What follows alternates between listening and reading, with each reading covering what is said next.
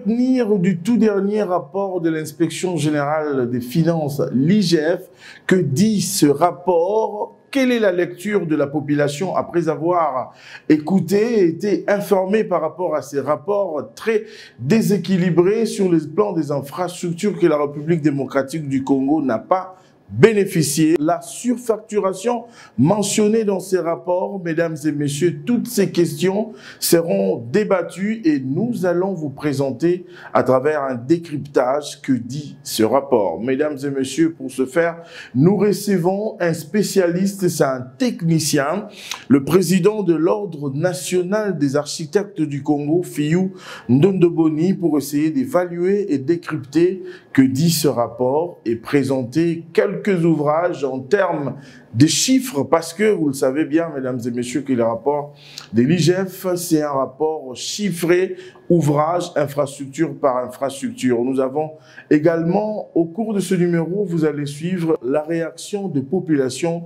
toujours en rapport avec le tout dernier rapport de l'IGF concernant le contrat sino-congolais avec 6 communes. Mesdames et messieurs, bienvenue à votre numéro de votre magazine RDC Infrastructure et Développement. Merci de nous suivre si vous nous rejoignez.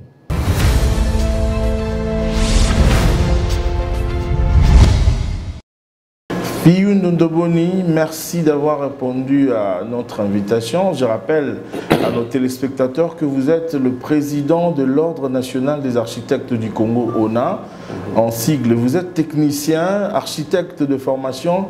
Voilà pourquoi nous vous avons appelé pour essayer un peu de décrypter ces rapports de l'IGF qui créent un peu beaucoup de polémiques aujourd'hui dans les médias. Il y a des gens qui sont pour et il y a des gens qui sont contre ces rapports. Vous, en tant que technicien, quelle est votre lecture d'entrée de jeu d'une manière globale sur ces rapports qui comptent 31 points? Bon, d'une manière globale, je crois que l'IGF a fait son travail, un excellent travail.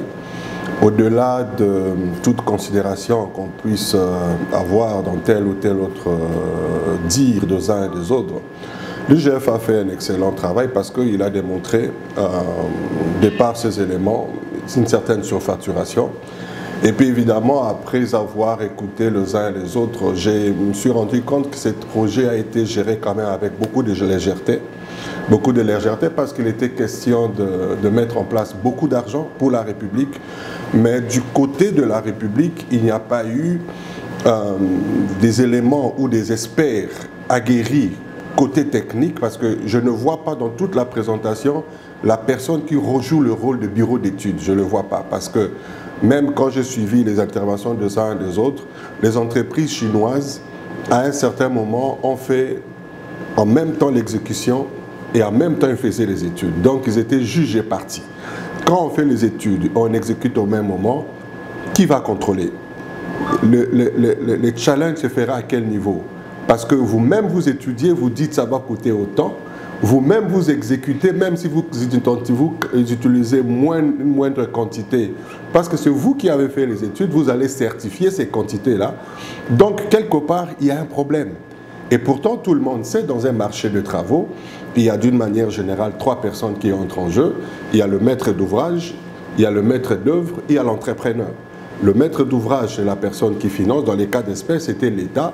Le ministère de l'ITP qui transmettait son pouvoir à la CGT qui jouait le rôle de maître d'ouvrage délégué. Oui. Alors, il fallait, dans le système, on fasse entrer le bureau d'études. Le bureau d'études, c'est cette personne qui amène d'une manière autonome, indépendante, les études.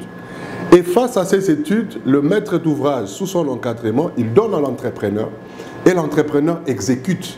Maintenant, le bureau d'études contrôle l'entrepreneur. Parce que c'est à ces moments-là... Ce n'était pas le cas par rapport à ces projets? Non, à voir les choses, ce n'était pas le cas. Parce que j'ai suivi le débat, je crois l'actuel DG, qui a parlé, ils n'avaient pas d'études, oui. Ils ont ramassé, même pas des études, des devis par-ci, par-là. Bon, c'est ce qui m'a un peu choqué. C'est-à-dire, il n'y avait que le devis parti coup, il n'y avait pas de plan, il n'y avait rien, absolument rien. Et pourtant, ils pouvaient se donner un minimum de temps pour faire, ne fût-ce que les esquisses d'avant-projet sommaires pour définir approximativement le coût. Parce que dans un projet, il y a ce qu'on appelle on peut évaluer les coûts sans pour autant avoir tous les détails. Parce sans pour autant aussi être ingénieur ou architecte. Bon, on peut estimer aussi. Oui, bon, évidemment, quand on est expert dans le bâtiment ou dans les infrastructures, on maîtrise beaucoup plus certaines techniques qui vous permettront de faire aisément cette évaluation. Parce que quand on fait de prévisions budgétaires, il faut avoir les coûts. Mais ces coûts-là, on se dit que nous allons bâtir un bâtiment, par exemple, qui va abriter 10 000 personnes. Vous avez une estimation d'occupation par rapport à unité de personnes, la circulation, tout ça, l'ensemble, ça vous donne par exemple 20 000 mètres carrés. Mais quand vous avez cette superficie-là, vous pouvez avec cette superficie faire les estimations sommaires prévisionnelles au coût au mètre carré. Et ça vous donne le budget. Et c'est ce budget-là qui est plus ou moins proche, qui peut avoir 15-20% au-delà comme en deçà. Et c'est ça la ligne conductrice dans la gestion d'un projet. J'ai géré les projets pendant plusieurs années et je sais de quoi je parle. Mais avoir les choses telles que ça s'est présenté, avec beaucoup de regrets, peut-être ils ont amélioré après, mais il y a eu quand même au début beaucoup de légèreté dans la chose telle que ça a été fait. Et la preuve, c'est que dans le rapport de l'IGF, il se rend compte que les 80 millions décaissés, plus ou moins 800 millions décaissés, mais en réalité, dans les concrets, c'était autour de 300 millions des bâtiments ou des infrastructures estimées. Pendant 15 ans. C'est vraiment pendant 15 ans, au lieu de consommer plus ou moins de 3 milliards, à ce que j'ai compris, mais bon, c'est quand même dommage. Je vais lire le premier point de ce rapport parce que l'objectif de cette émission, c'est d'aider aussi la population. Il y a des gens qui n'ont pas ces documents, qu'ils puissent comprendre qui a tort, qui a raison. Alors, le premier point de ce rapport dit ceci. Constitution des 6 communes en 2008 en violation de l'article 1er de l'arrêt royal du 22 juin 1926. Le capital social non proportionnel à l'objet de la société et non l'indication des gisements miniers comme apport de la partie congolaise. Ici, on parle de 100 milliards de dollars américains fixés par la GEC qui était très insuffisant et donc disproportionnel à l'objet social. Le point 6 de cet article précise en outre que les statuts doivent indiquer la désignation précise et associations qui doivent fournir des valeurs avec l'indication les obligeant de chacun. Ajouter que lorsque l'apport n'est pas effectué en numéraire, il doit être spécifié et les conditions auxquelles il est fait doivent être indiquées. On devrait donc indiquer que la GECAMIN fait un rapport à nature des gisements miniers et les évaluer. Est-ce qu'il y a eu des évaluations? Pourquoi il n'y a pas eu des évaluations? Bon, évidemment, je ne veux pas vraiment entrer dans ces mondes-là. Ce n'est pas un monde que je maîtrise totalement, de mine. Hein. Ça, c'est le secteur vraiment de mine. Et avec le juriste. Mais je ne pense pas qu'il y ait eu toutes ces évaluations-là. Parce que à voir la manière dont le contrat a été signé, donc ça s'est fait dans la précipitation. Dans la va-vite. Dans la va-vite. Et à voir la manière dont, on a lu le rapport de l'IGF, même sur la GECAMIN, à voir la manière dont GECAMIN a été saucissonné, la manière dont GECAMIN a perdu tout ce qu'il avait comme substance, donc on se rend compte que il y a eu un groupe de personnes qui ont pris la décision sur le Congo et qui a amené le Congo vers une destinée selon leur intérêt purement personnel. Les fils égarés de la République. Voilà, pour leurs intérêts personnels. Aujourd'hui, vous vous souviendrez, dans les années à l'époque de Mobutu, le feu maréchal Mobutu, la GECAMIN prenait en charge 60% du budget, de la République. Et même l'exploitation que la GECAMIN faisait à l'époque, si tu compares à ce qui s'est fait aujourd'hui, ça ne représente même pas 10% de ce qu'on exploitait à l'époque. Donc aujourd'hui, les pays, pas seulement il y a une exploitation, mais c'est un pillage systématique de nos minéraux et on ne contrôle rien. Vous comprenez? À mon humble avis, l'IGF a été assez méthodique et cohérent dans ce qu'il a fait comme proposition. Il identifie de faiblesses. L'inspection, elle fait des propositions. Des propositions pour que les choses changent et que le partenariat devienne effectivement gagnant-gagnant. Parce que dans le contexte actuel, ce partenariat-là n'est pas gagnant-gagnant. Si nous voyons seulement même le volet, le petit volet concernant les infrastructures, ce qui devait être fait, n'entrons même pas dans tous les autres aspects. J'ai entendu qu'il y avait 2 universités qui devaient être faites, 2 centres de santé, je ne sais pas, plus 5 000 logements sociaux, 150 hôpitaux avec... et puis 3500 km de chemin de fer, 3500 km de route et beaucoup de choses. Hein. Toutes ces choses, jusqu'aujourd'hui, en tout cas, je ne pense pas si on doit faire une évaluation, même 20% de ces choses ont été faites. Je ne pense pas.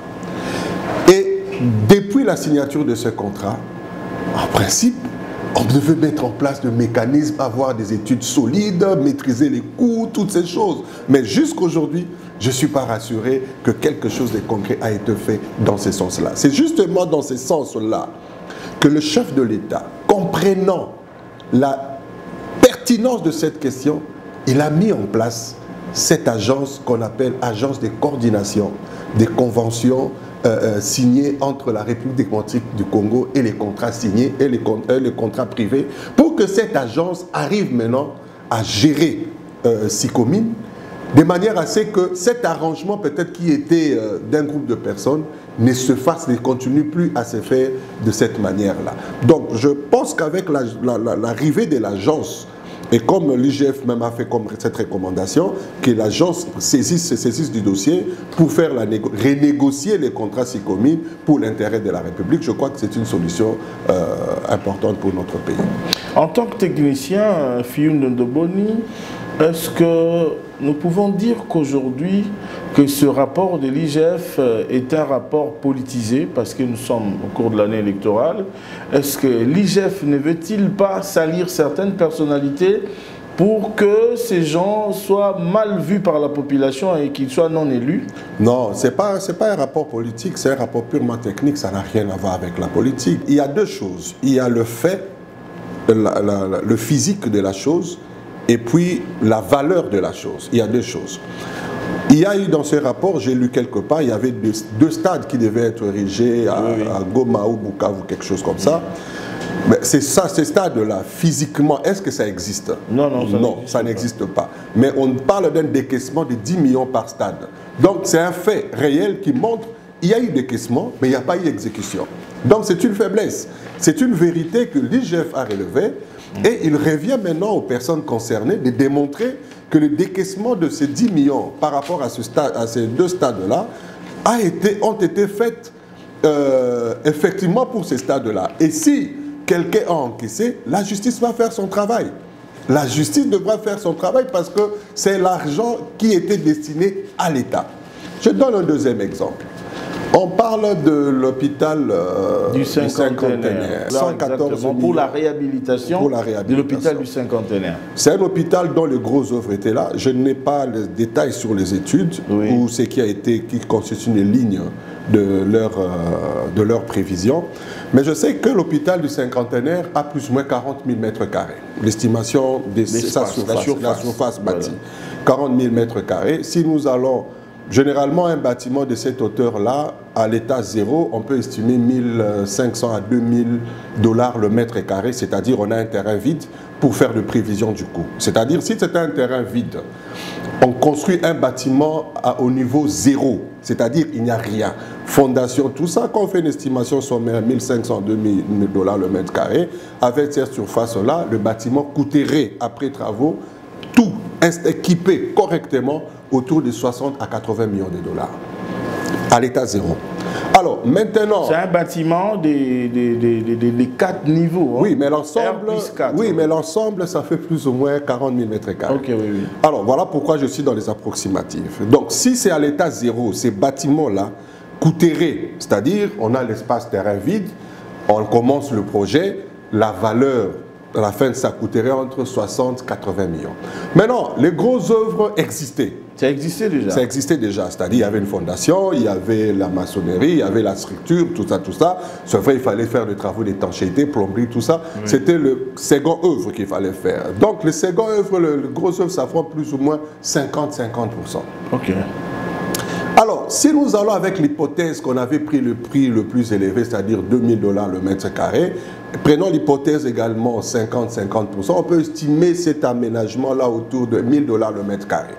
Donc à 40 millions, le bâtiment serait remis en état.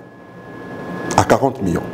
Bon, il peut y avoir d'autres lignes, c'est-à-dire acheter le matériel, acheter, peut-être aménager l'extérieur. Il y avait aussi l'aspect transport du matériel, parce qu'on a bien expliqué, le DG de la CGT a expliqué, je l'ai suivi aussi personnellement, au niveau du Top Congo, il a dit qu'il y a certains équipements qui sont arrivés par avion. Les coûts de l'avion, vous savez, les transports, ça coûte cher. Bon, moi, je n'entre pas là, enfin, je n'entre pas dans ces détails. Je suis en train, en tant qu'expert, de faire des estimations. Parce que quelqu'un... Par rapport à 114 millions de dollars. Oui, par rapport à 114 millions. C'est-à-dire, je fais moi-même des calculs, j'ai essayé de gonfler à ma manière. Oui. C'est-à-dire, même si je gonflais, il y aura plus ou moins 20-25 millions qui va circuler, qui n'y aura pas de destination. En tout cas... il y aura plus ou moins le minimum, plus ou moins 20-25 millions qui nageraient quelque part sans affectation des coûts. Parce que si nous considérons que le bâtiment en soi coûte 40 millions, nous prenons l'aménagement du site, nous prenons les impacts d'équipement, tout ça, ça ne peut pas aller au-delà du coût du bâtiment. Si je prends les 100% du bâtiment, ça fait encore 80 millions. Ça fait encore 40 millions dans la somme. Donc selon vous, si les bâtiments étaient partis au point zéro, comme vous le dites, travaux de fondation, tout ça. Sa valeur serait autour de 60-80 millions par rapport à la faire. Tout faire. Un terrain vide. Et l'hôpital du Cinquantenaire aujourd'hui, construit, équipé, on peut aller, même si on mettait que les transports, il y a des éléments qui sont venus par avion, on va juste arriver au niveau des 60 millions. Non, c'est-à-dire, ce que je veux dire, c'est ceci. Si on devait commencer à l'état zéro, oui. C'est-à-dire le bâtiment, le prix serait entre 60 et 80 millions, le bâtiment. Okay. Avec tous les équipements, aménagements, c'est possible qu'on atteigne le 116 millions. C'est-à-dire à l'état 114 millions. C'est 114 millions. C'est possible. Oui, parce que là, nous sommes à l'état zéro. À l'état zéro, c'est-à-dire oui. Le terrain, parce qu'il faut acheter les équipements oui. Des hôpitaux, il faut acheter les équipements électriques, les onduleurs, les stabilisateurs, les groupes électrogènes, toutes ces choses. Ça prend un coût. Mais maintenant, le bâtiment existait. Mais le bâtiment existait. Okay. Donc, ce qui fait que ça consomme 50% plus ou moins du coût au cas où on allait à l'état zéro. Si nous prenons le plafond, c'est autour de 40 millions, plus ou moins. Avec 40 millions, vous mettez là-dedans, ce bâtiment est complètement réhabilité. Okay. Complètement et totalement réhabilité.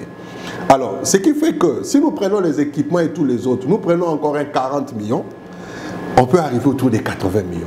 Donc, ce qui fait qu'il y a plus ou moins un 20 millions ou 25 qui se sont dilapidés, qui flottent quelque part. Ouais. Je ne sais pas, peut-être il y a eu d'autres éléments que je ne maîtrise pas ou que je n'ai pas vu, qui ne sont pas dans les détails.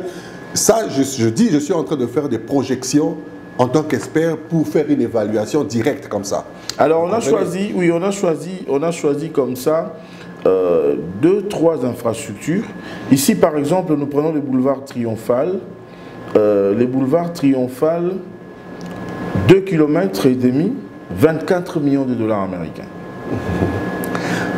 Les boulevards Triomphal, ça fait 8 bandes. Non, ça fait 3 fois 2.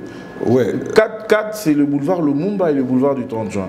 Si je me trompe, le boulevard Triomphal, je crois que c'est 4 bandes aller, 4 bandes retour. Non, c'est 3-3. 3-3, c'est 3-3.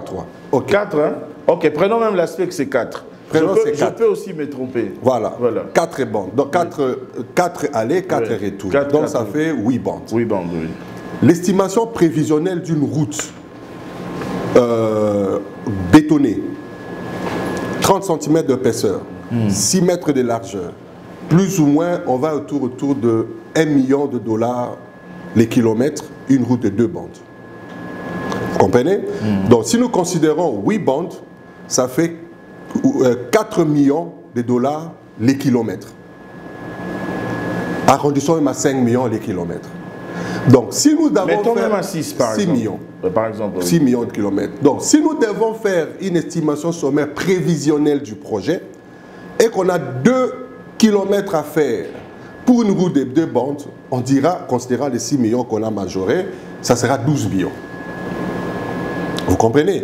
Et si dans le projet, on devait intégrer les études qui pourraient prendre peut-être, prenons même 10% côté études, tous les intervenants du projet là, on peut même ajouter un 2 millions, donc ça fait... Mais le coût était de combien? Le coût était de 24 millions. Et je tiens à rappeler, 24 millions, c'est le tronçon compris entre Pont-Gabi et le Palais du Peuple, le robot roulage. Mais si nous prenons maintenant le robot roulage du Palais du Peuple pour arriver au niveau du robot roulage des 24 ex-libération, 24 libération ex-24 novembre, ça nous va à 36 millions de dollars. Donc, vous comprenez que quelque Le Palais du Peuple jusqu'au niveau de l'avenue 24, UPC, PNMLS. Ouais. Alors ça nous fait 36 millions de dollars américains.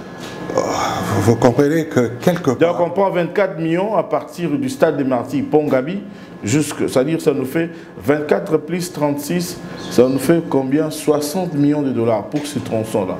Est-ce que vraiment vous, en tant que technicien, c'est... Non, non. Il y a du sérieux? 60 millions de dollars, oui. On ouvre une route, on ouvre une forêt du zéro, 60 km de 2 bandes. Du zéro. C'est-à-dire, on traverse une zone où il n'y a rien. Il n'y a même pas d'habitants. On ouvre 2 bandes, 60 km. Vous comprenez? Donc, c'est pour dire que quelque part, au-delà, parfois je dis au-delà de toute conscience, c'est quand même méchant. C'est quand même méchant, comme je disais tout à l'heure, qu'un groupe de personnes, quelque part, sont restés assis, prennent la décision sur la destinée d'une nation, dilapider, consommer l'argent de la République de cette manière. Ces rapports n'ont rien à voir avec la politique. Moi, j'ai pris ces rapports, j'ai analysé, j'ai essayé de faire de prévisions gonflées. Oui. Mais je me rends compte, quelque part, entre nous, même les concepteurs, ceux qui étaient dans ces projets au départ, si on doit se regarder droit dans les yeux, ils sont conscients qu'il y a eu détournement d'argent de l'État. Ou alors, si ça n'a pas été détourné par les individus, puisqu'on a confié et les études et l'exécution aux partenaires chinois, c'est-à-dire c'est eux qui ont roulé la République. Roulé la République. Merci Fioun Ndoboni, nous allons suivre, nous avons fait un micro-baladeur au niveau du boulevard Triomphal où nous avons rencontré, bon, nous avons fait une sélection, quelques réactions et puis on se retrouve juste après.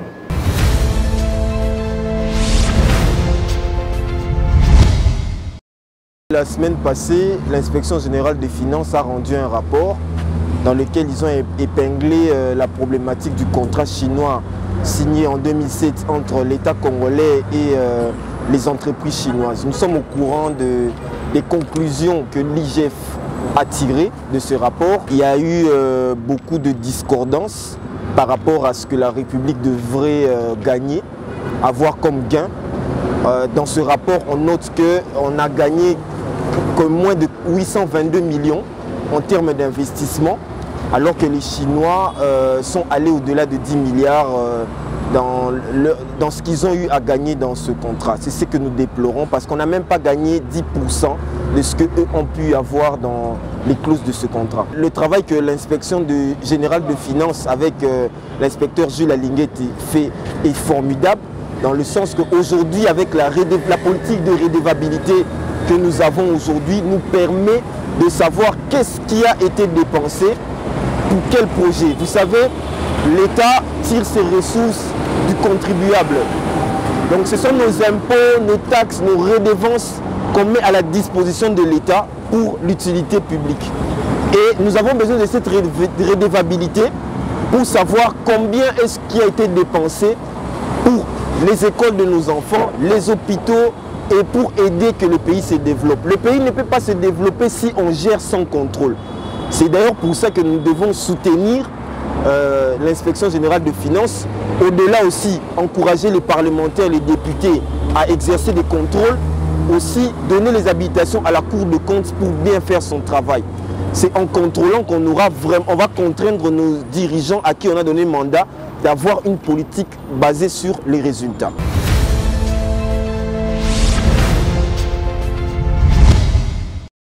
J'ai lu ce dossier qui est un scandale, qui est un dossier où les Congolais se sont ligués contre leur nation un dossier, je veux dire, de bradage de nos ressources naturelles, un scandale financier, donc où les Congolais se sont montrés traîtres. Est-ce que M. Jules Alinguete, que je salue, appartient à un parti politique? Il fait la politique où? Depuis que nous connaissons Jules Alinguete, même avant que nous le connaissions, est-ce que Jules Alinguete appartient à un parti politique? On n'a jamais vu Jules Alinguete faire la politique. C'est un technicien, c'est un patriote. Eux, c'est parce que c'est des antipatriotes, c'est des gens qui se sont enrichis derrière le dos de la RDC et qui ne veulent pas aujourd'hui qu'on parle de ce simulacre, qu'on parle de ce cynisme économique, que c'est satanique. Je suis pour le rapport de lui. Tout ce que IGF fait dans ce pays, depuis l'accession de Félix Tshisekedi au pouvoir, c'est un bon travail et à saluer. D'ailleurs, par votre micro, je sollicite un rendez-vous pour le rencontrer afin de le saluer. C'est un monsieur brave. Si nous avons des Jules Alinguete, même une vingtaine comme ça, des gens qui ont la conscience nationale, les gens qui ont le souci de la croissance économique, les gens qui ont le souci du développement de ce peuple, les gens qui veulent que les Congolais soient valorisés, soient traités à leur juste valeur. Ces gens-là, comme les Jules Alinguete, c'est des gens à protéger.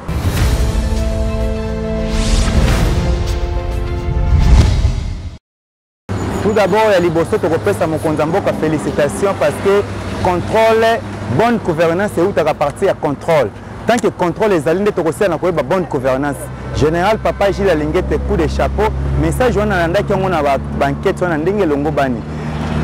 Mboka na biso to uti musika mingi. Esengele te contrôler la poto mona lolenge nini ete mboka tsina kotambola. IGF on est là qui résister depuis longtemps. Mais au moins te tango siko esili na kwa za na application nango ndesi to sina ko ba siko bipai nini oete baba vire esili na kozala. Rapport on est pesa biso population passe na motema. Po te tozali na bosenga ba mbongo na kati ya mboka na biso siko tontono yo ka susu ba konzi ba ko esa biso na campagne ke ba kosala biso boye. Et que rapport wana ye na ga desi makasi. To kosenga na justice ya justice mona molenge kosala musala nango Papa Gilles Alinguete aza kosala musala malamu. Pote mboka tango bale kosala mboka ezo kotambola ceux qui contrôlent les athées inutile bolo bakeno gestion za malamu omoni te na ba république ya kala basila ki na kozana contrôle te mais ba mo ba mise ala ki malamu na nyonso sikotala ndenge ya rattraper biso siko esengele te justice ça l'appareil judiciaire il faut ça la musala nango ndeko journaliste.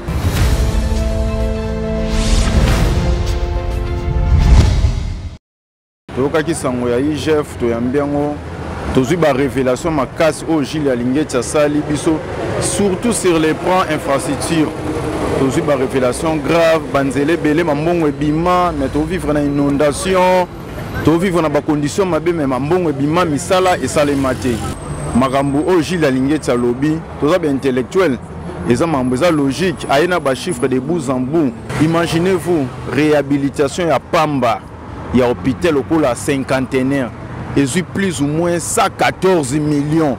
Tandis que soit au seul calcul exact, réhabilitation wana pour nga ils ont moins de 20 millions. Na 140 millions wana au lieu de réhabiliter kaka hôpital à cinquantenaire. To rogagne ko nga ba hôpital plus ba mbongo wana tout écrit rapport à IGF ezali rapport mon ezali logique ezali ko basé sur développement et république. Gilles Alinguete azosala musala attaque patriote azosala musala teke mlokola mutu moko répression politique wana eza lokuta musala eza correct au peuple congolais azomona tozala na bizno to vivre na Congo nana yebaka IGF to yebaka musala IGF te mais le grâce ya président Félix Tshisekedi na bokapacité ya Gilles Alinguete nde tozo comprendre musala oyo IGF ezosala pe ba révélation oyo IGF ezosala. Coup de chapeau na Gilles Alinguete kolemba ba politicien te ba politicien baza wana pona ko sala répression tongo komi ko traquer bango sala musala na yo nengo zo sala traquer bimisa biso ba révélation peut-être aux en posa ba poursuite judiciaire toye ba mbongo ya peuple congolais ezo kende wapi.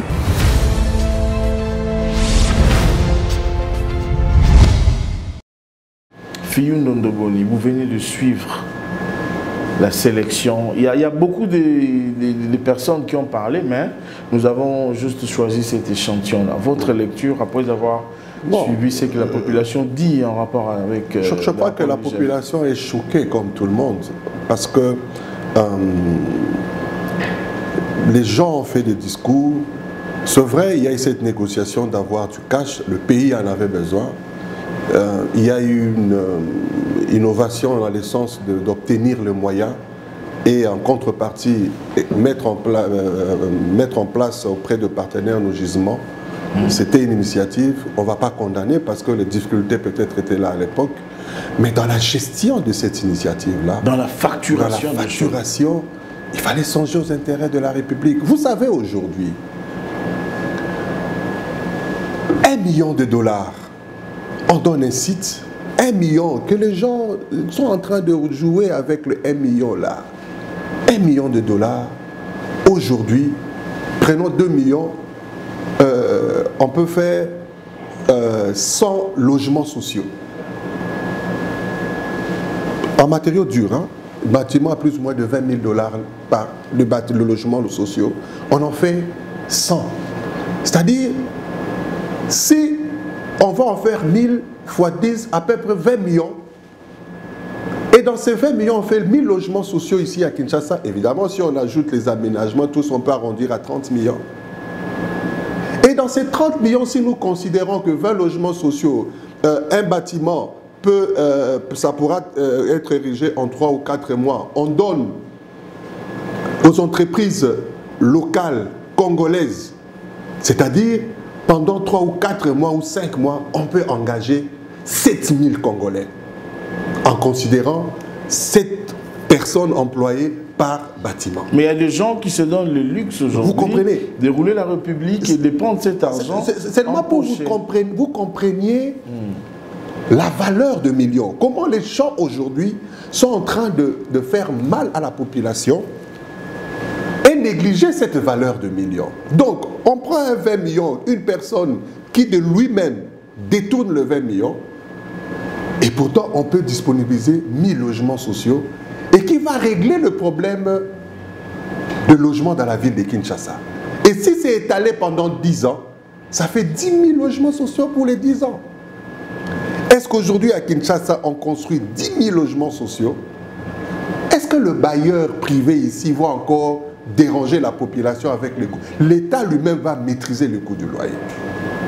Donc, c'est pour dire que nous avons un grand travail à faire. Le travail d'intégrité sur la personne. Les Congolais ont perdu l'essence de l'intégrité, l'amour de son pays, de la République. Parce que quelqu'un qui aime la République ne peut pas de lui-même faire ce dégât-là. C'est des trop. Alors moi, ça me dérange de voir qu'il y a un rapport qui est publié. Au lieu même de prendre conscience de se dire que nous devons corriger, les gens sont en train de défendre l'indéfendable. D'orienter le débat sur un débat politique qui n'a rien à voir. L'inspecteur général de finances n'est pas un politique, c'est un technicien. C'est vrai, avec sa fonction, il y a d'autres dimensions qu'il gère. Mais il a fait un travail avec une démonstration de chiffres et d'évaluation purement technique. Tu veux contredire, viens sur le terrain technique. Moi, aujourd'hui, si ces rapports n'étaient pas corrects, j'allais dire que les chiffres tels que mis et que les attaques, il y a un problème. Je dis tout à l'heure, les cas de l'hôpital du Cinquantenaire. Si c'était un bâtiment au niveau 0, on pouvait approcher. Mais c'était une réhabilitation. Il est vrai, peut-être on pouvait renforcer la structure, toutes ces choses-là, mais ça ne peut pas arriver à 114 millions ça ne peut pas, à moins qu'il y ait d'autres éléments liés au projet qui ont été mis et qui n'apparaissent pas dans le secteur infrastructure. J'ai suivi le responsable de la coordination, à l'époque c'était la coordination, Moïse Kanga, je l'ai suivi, il a dit que bon, pour les chiffres, il a renvoyé la responsabilité à la CGT. Complexe, et c'est dommage parce que la République a beaucoup perdu là-dessus. Et l'assurance seulement, c'est que le chef de l'État a perçu cette réalité, il a fait de réformes en amont pour changer le devenir. Et voilà pourquoi il a mis en place de l'agence, Maître Freddy Chembo, qui pilote cette agence-là aujourd'hui, des coordinations de contrats signés entre la RDC et le partenaire privé, travaille méthodiquement pour que les choses changent et que ça ne soit plus tel que ça se fait aujourd'hui. Et c'est tout ce qui a été prévu dans les cas de ces contrats, soient matérialisés pour l'intérêt de la République. Fiyou Ndondoboni, j'ai lu le rapport de l'IGF intégralement, c'est-à-dire de bout en bout. J'ai lu ce rapport, mais je n'ai pas vu un endroit où l'IGF a cité le nom de quelqu'un ou d'un politicien. Mais grand est mon étonnement de voir que juste après la publication de ce rapport, on a envahi les médias, les émissions, ça tire dans tous les sens à boulet rouge sur la personne de Jules Alinguetti. On l'accuse, premièrement, de travailler pour le pouvoir en place. Il y a des gens qui contestent, qui disent que ce rapport a beaucoup de préjugés. Votre lecture? Bon, c'est tout à fait normal que les gens réussissent comme ça. Vous savez, les doyens Gamir disaient à l'époque de la conférence nationale, l'ivresse du lait est plus dangereuse que l'ivresse de l'alcool. Vous savez, quand quelqu'un a déjà l'ivresse du lait, c'est-à-dire du bien-être, il est plus dangereux que quelqu'un qui a l'ivresse de l'alcool. L'ivresse de l'alcool, après un temps, ça finit. Mais l'ivresse du lait, ça ne finit pas. C'est-à-dire, tu as le confort, tu as le bien-être, tu commences à défendre sans pour autant entrer en profondeur et voir même la réalité, comment ton pays est en train de perdre. Je pense que l'inspecteur général de finances a fait son travail.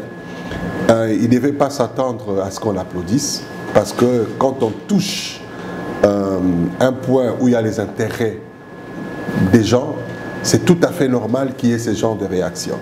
Donc la chose la plus importante, il a fait son rapport, les faits sont établis, le procureur va se saisir de ce fait-là, et les personnes qui devront être convoquées ou justifiées par rapport à ce fait vont amener leurs arguments.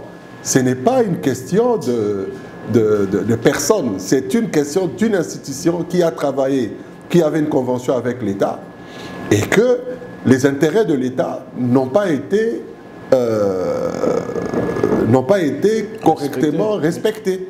Alors maintenant, on veut que les intérêts de l'État soient respectés. Et nous, en tant que corporation, en tant que Congolais, nous y veillons. Parce qu'en fait, je vais vous dire, donc depuis toutes ces années-là, nous avons des architectes dans ce pays, nous avons des ingénieurs civils et BTP dans ce pays, des ingénieurs de manière générale, nous avons des urbanistes, nous avons toutes ces personnes dans ce pays. Croyez-vous vraiment que toutes ces personnes mises ensemble étaient incapables de produire les études pour ces différents projets? Mais 40 personnes ont levé l'option dans une salle, disant que nous n'avons rien, ils ont ramassé le devis. Non pas même faire une prévision, dans une année nous devons avoir les études rassemblant l'expertise congolaise. Mais ça c'est moquer du Congolais. La compétence congolaise est là, l'expertise congolaise est là, elle pouvait être utilisée pour pallier à toutes ces questions. J'ai dit au départ, dans la suite de ces projets, je n'ai même pas vu la partie où on ressortait d'une manière claire les bureaux d'études.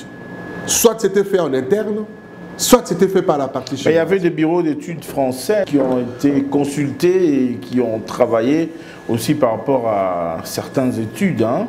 L'IGF a lancé, juste après le rapport, l'IGF a demandé des exigences, 16 exigences. Oui, évidemment. Ouais, ce sont des recommandations, justement. Oui. La réparation, c'est la mise en pratique de toutes ces recommandations. La révisitation du contrat, disponibiliser 1 milliard de dollars cette année côté infrastructure. Il y a bien d'autres recommandations qui ont été faites. Et moi, personnellement, je suis effectivement de cet avis. Parce qu'il faudra qu'il y ait réparation, justement, et que les choses soient rééquilibrées. C'est vrai, le passé est passé, le pays a perdu, mais le pays ne doit pas continuer à perdre. Donc vous êtes de ceux qui pensent, Fiyou Ndondoboni, qu'il faudrait révisiter en urgence. Absolument, il faut révisiter ces contrats. Absolument, il faut révisiter. Les données ont changé, et puis beaucoup de points n'ont pas été respectés comme ça devait l'être. Donc il faut absolument révisiter ce chantier, ces contrats. Moi, totalement, j'appuie le rapport de... C'est un rapport objectif, hein. Ce n'est pas un appui dans le sens parce que c'est l'IGF qui a fait, mais c'est un rapport objectif que j'appuie et que je considère que ça a sa raison d'être. Parce que, bon, aujourd'hui, si il devait avoir suite d'hémorragie, je pense qu'il y aurait quelque part. Il y a arrêt parce que ce rapport est sorti. Donc il est important que les gens se mettent autour d'une table et qu'on puisse réévaluer les choses. C'est vrai, vous avez parlé de la justice pour se saisir du dossier, mais il y a des gens qui crient déjà à l'acharnement politique. Non, ça n'a rien à voir, vous comprenez, ça n'a rien à voir. Vous savez, il faut des fois laisser les gens crier tel qu'ils crient là. Parce que quand on est dans la vérité, quand on est dans l'objectivité, et que dans cette objectivité, on touche les points sensibles, où il y a les intérêts des gens, rassurez-vous que tous ceux qui gèrent ces intérêts vont se déployer contre vous. Donc, c'est un encouragement que je donne à l'ensemble, d'abord à l'inspecteur général de finances et à l'ensemble des personnes, tous les inspecteurs, les collaborateurs de M. Gilles Alinghetti et avec tous ses collaborateurs qui ont fait un travail formidable pour l'intérêt de la République et qui continuent à faire ce travail. La pression, les insultes, il y en aura toujours. Mais quand on a la vocation de bâtir et de travailler pour la République, il faut se charger de sa croix et accepter ces insultes-là. Mais il faut le faire pour l'intérêt de la République parce que le Congo a besoin de personnes qui sont renouvelées dans leur intelligence et qui travaillent véritablement pour l'intérêt de sa République. Parce que si tout le monde va dans le sens de vendre le pays, va dans le sens de faire fuir tout ce que nous avons comme atout, nous allons détruire finalement ce pays, on n'aura plus rien. En tout cas, coup de chapeau à l'équipe, toute l'équipe de l'IGF pour les travaux abattus et continuer avec les autres entreprises pour que notre pays aille de l'avant. Merci Fiyou Ndondoboni, vous êtes un habitué de cette émission. L'émission totalise 10 ans, vous êtes un habitué. Cette année, nous allons souffler à la 10e bougie. Un commentaire et puis un petit mot à toute l'équipe qui vous a beaucoup accompagné parce que ici, je signale à nos téléspectateurs, les habitués savent que ce n'est pas votre première participation. Exact. Alors, un petit mot par rapport au 10 ans du travail. Merci beaucoup. Bon anniversaire. Vous faites un travail formidable. En tout cas, c'est parmi les émissions les plus suivies. Hein. Parmi les émissions aussi qui parlent d'une manière concrète des infrastructures de ces pays. En tout cas, moi, quand je vois l'émission passer, je ne vais plus ailleurs et je reste pour suivre l'émission parce que ça donne, au-delà de savoir ce qui se fait, il y a des informations qui se donnent. Et la qualité dans la présentation, dans la production, tout ça. Et en tout cas, coup de chapeau à toute l'équipe. Et vous faites un excellent travail. Et la République vous reconnaît le travail que vous faites pour son intérêt. En tout cas, on vous souhaite encore beaucoup plus d'années. Et les jours où vous allez célébrer ces 10 ans-là, rassurez-vous que je serai là. Vous serez là, c'est le 27 mai. Le tout premier numéro de ces magazines a été diffusé le 23 mai 2013. Alors c'est au mois de mai, mais nous sommes déjà à la 10e année, voilà pourquoi. Par la grâce de Dieu, en tout cas le 23 mai, nous serons là et on va célébrer ensemble. Ça sera le 27 mai au fleuve Congo. Voilà, nous serons là. Merci beaucoup. Merci. À vous également, chers téléspectateurs, nous disons infiniment merci de l'attention particulière et de l'accompagnement, voilà, que nous sommes à la 10e année, comme nous vous le disons, et comme vous remarquez, même au niveau de l'habillage de l'écran, vous comprenez que c'est la 10e année. Continuez à nous soutenir avec vos conseils, avec vos moyens, pourquoi pas aussi, parce que nous allons organiser le 10e anniversaire de cette émission, et ceci concerne tous les partenaires et tous les invités qui ont eu à se succéder sur notre plateau. Mesdames et messieurs, merci de nous avoir suivis. Si vous n'êtes pas encore abonné, abonnez-vous massivement sur notre chaîne YouTube Aimé Mutombo. Restez scotchés au programme de la radio-télévision nationale congolaise, la RTNC. Au revoir et à bientôt.